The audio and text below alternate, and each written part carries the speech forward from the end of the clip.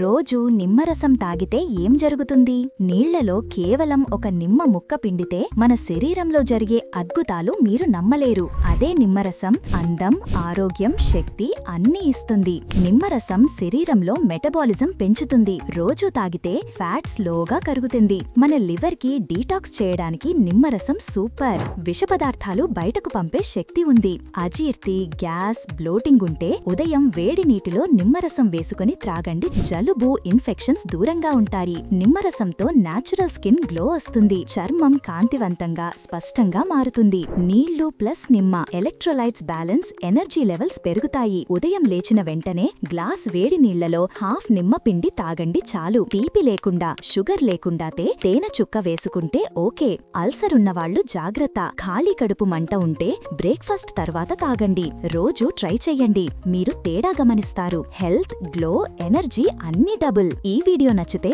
Like, share, subscribe చెయ్యండి.